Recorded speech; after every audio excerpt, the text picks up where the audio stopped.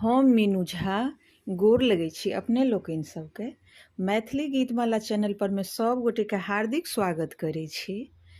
आ हम जितिया से जुड़ल जानकारी लऽ कऽ उपस्थित छी और अपने लोकनि सबसँ साझा करै छी।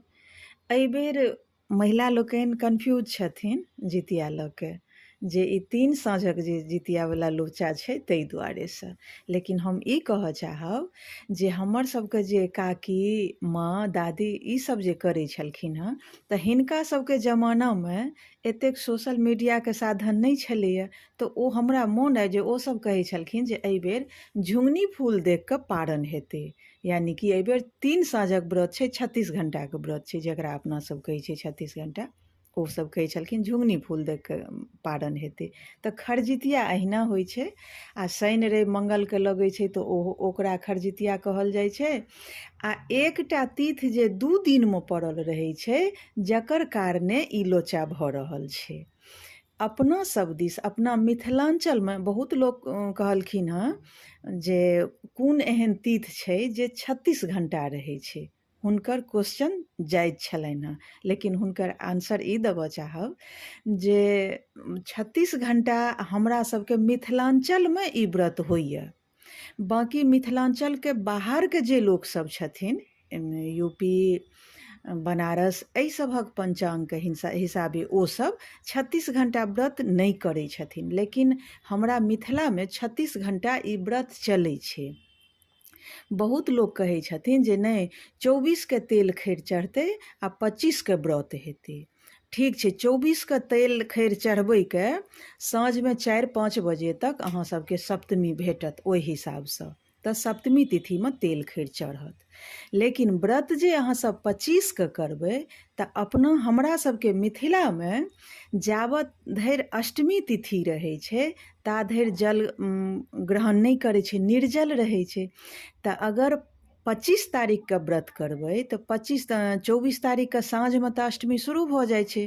अष्टमी शुरू होइ छै 24 तारीखके 6:06 तऽ अगर 25 तारीखसँ व्रत रखबै तऽ 24 तारीखके जे भोजन करबै तहन तऽ अष्टमी तिथिमे भोजन भऽ गेलै।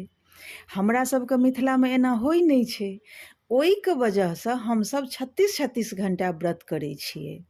आ हमरा सबके ई नहीं छै जे चलऽ भाइ आइ 4 बजे साँझसँ अष्टमी शुरू होइ छै तऽ आइ 4 बजेसँ व्रत शुरू करब आ 3 बजे तक भोजन करब। हमरा सबमे एना नहीं होइ छै। ताहि दुआरे ई कन्फ्यूजन हम दूर करऽ चाहै छी जे हमसब अपन मिथिलाके अनुसार ई व्रत करै छी, कोनो भी व्रत करै छी अपन मिथिलेके अनुसार, चाहे कतहु रहै छी। लेकिन पाबनि त्योहार जे किछु भी मनबै छी से अपन कल्चरके हिसाबसँ मनबै छी, अपन मिथिलाके हिसाबसँ मनबै छी। तऽ हमर सबके मिथिलामे ताहि दुआरेसँ 36 घंटाके ई व्रत करै छथिन जे मानि लिअ जे अगर 24 तारीखके साँझमे व्रत शुरू हेतै तऽ सूर्य उदय भेलाके बाद हमरा सब जल ग्रहण नहीं करबै, अनजल नहीं करबै, निर्जल रहबै।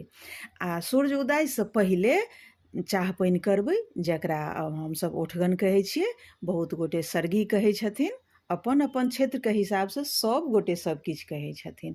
तऽ हमसब मिथिलाके हिसाबसँ करै छियै आ करबै। ताहि दुआरे हमरा सबके 36 घंटा व्रत करऽ पड़ै छै। आ कोनो ई एही बेरटा ई व्रत एना नहीं भेलैए, बहुत बेर भेलैए, बहुत बेर भेलैए। 2022मे हमरा सबके 36 घंटाके व्रत भेल छलैए। 4:49 पौने 5 बजेके बादे जाकऽ पारण भेल छलैए। तऽ ई कोनो नया बात नहीं छै। ताहि दुआरे बहुत बवाल भऽ रहलैए सोशल मीडियाके माध्यमसँ एहि बेरका जितिया लऽ कऽ। ताहि दुआरे अपने लोकनि सबसँ निवेदन अइ, हाथ जोड़ि कऽ निवेदन करै जाइ छी जे जिनका जिनका कल्चरमे जे जेना होइए ओसब सब गोटे करू। लेकिन हमरा सबके मिथिलाके पंचांगके अनुसार ई जानकारी देने छी। ठीक छै, इएह छलै हँ जितियासँ जानकारी जुड़ल। 25 तारीखके पारण रहत साँझमे 5:05 अष्टमी तिथि उतरि रहल छै। ठीक छै, तऽ हमरा सबके 5:06 पारण करबै। 5:06 पारणके बेर छै आ 24 तारीखके 6:06 से अष्टमी शुरू रहते। तो ताहि दुआरे से तकर बाद से हमरा सबके पूजा पाठ करब अष्टमी तिथि में। आ तेल खैर एहिबेर जे चढ़तै से एहिबेर षष्ठिए तिथि में तेल खैर चढ़तै 23 तारीख के।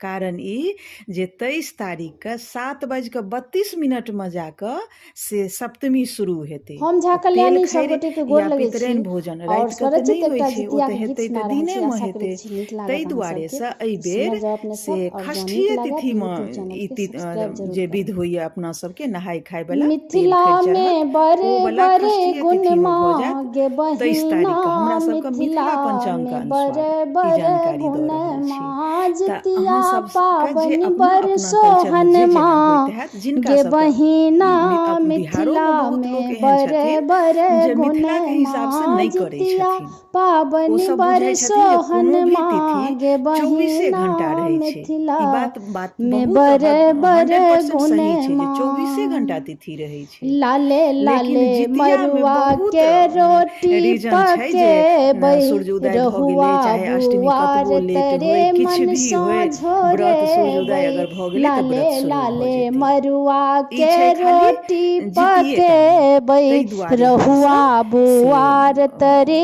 मन 36 घंटा के व्रत करै साँझोरे छियै, 3-3 बै। साँझक व्रत भऽ जाइ ननदी छै। बिलहती एहिमे जे किछु भी आंगन अहाँ सबके मागे गलत लागय बहिना, ताहिके लेल हम क्षमा मिथिला चाहब, सही में लागय ताहिके बड़े लेल बड़े धन्यवाद गुण देब। माँ।